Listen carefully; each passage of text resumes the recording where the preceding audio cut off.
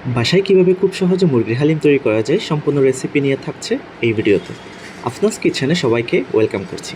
যারা এখনও সাবস্ক্রাইব করেন নাই, সাবস্ক্রাইব করে পাশে থাকার জন্য অনুরোধ করছি। আমি একটি কড়াইয়ে 1.5 লিটার পানি সিদ্ধ করে নিয়েছি এবং বাজারের প্যাকেটজাত রাঁধুনি হালিম মিক্স দিয়ে সম্পূর্ণ রেসিপি করে দেখাবো। আমি এখানে ডালের প্যাকেটের সম্পূর্ণটা ধীরে ধীরে দিয়ে দিচ্ছি যেন ডালগুলো জমাট বেঁধে না যায়, কারণ হালিম হতে হবে একদম মিহি। আমি বারবার চেক করে নিচ্ছি যেন নিচে লেগে বা পুড়ে না যায়। আপনারাও কিন্তু এই বিষয়টা খুবই খেয়াল রাখবেন, কারণ হালিমের সবচেয়ে বেশি কঠিন বিষয় হচ্ছে আপনাকে বারবার খেয়াল রাখতে হবে যেন ডালগুলো জমাট বেঁধে না যায়। আমি এখানে হাড় এবং মাংস সহ 500 গ্রাম মুরগি নিয়েছি। ডালগুলো বারবার চেক করছি যেন জমাট বা নিচে লেগে না যায়।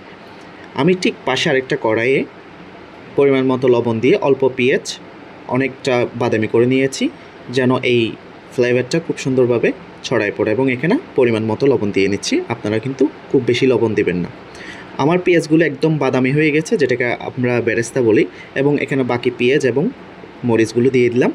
ভালোভাবে কষাবো, বেশি না, হালকা একটু ব্রাউনি করলে হবে। আমি এখানে পরিমাণ মতো এখানে দিয়েছি আমি 3 টেবিল চা চামচ আদা এবং রসুন বাটা, এবং এখানে সম্পূর্ণ প্যাকেটের যে মশলাটা আমি এটা পুরোটাই ইউজ করব। এখানে বাড়তি কোনো মশলা দিব না, কারণ অন্য কোনো মশলা দিলে সেটা স্মেলটা ভিন্ন হয়ে যাবে।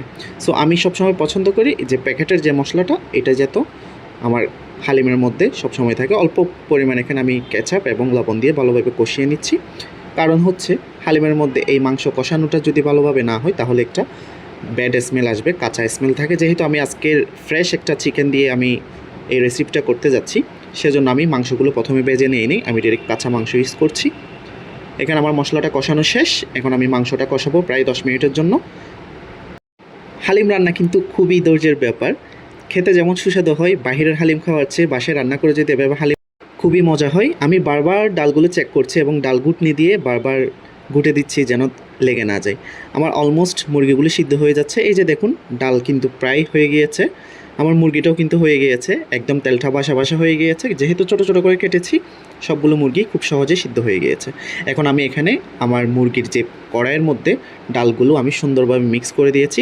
কালারটা কিন্তু খুবই লাইট এসেছে, কারণ আমি হালিম অতটা স্পাইসি পছন্দ করি না।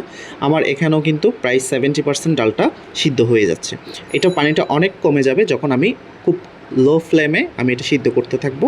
এখন আমি এটা সিদ্ধ হচ্ছে প্রায় 10 মিনিটের মতো। আপনারাও এটা লো ফ্লেমে বারবার চেক করবেন যেন নিচে লেগে না যায়। এই যে দেখুন, উপরে একটা কিন্তু আস্তর আসবে, এটা যাতে না আসে বারবার এটা ভেঙে দিবেন, তাহলে এটা মোটা হয়ে গেলে দেন আপনার পুরো হালিমের একটা স্মেল, স্ট্রাকচার, টেক্সচার সবই নষ্ট করে দেবে। আমি বারবার নেড়ে দিচ্ছি যাতে হালিমটা সুন্দরভাবে আপনারা এভাবেই পরিবেশন করবেন। এবং একটা প্যাকেটের মূল্য হচ্ছে 65 টাকা। আপনি এই 500 গ্রাম মুরগি এবং 65 টাকার হালিমের প্যাকেট দিয়ে আপনি কিন্তু 10 জন ইজিলি খেতে পারবেন। আমি এখানে হালকা চাক মশলা দিয়ে দিয়েছি যাতে একটু টেস্টটা একটু ডিফারেন্ট হয়।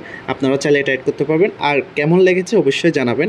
এর চেয়ে যদি কোনো সহজ রেসিপি আপনাদের থাকে অবশ্যই আমাকে কিন্তু কমেন্ট করে অবশ্যই জানাবেন, অথবা ভিডিওর লিঙ্কটা জানাবেন। আর রেসিপিটা কেমন লেগেছে অবশ্যই জানাবেন।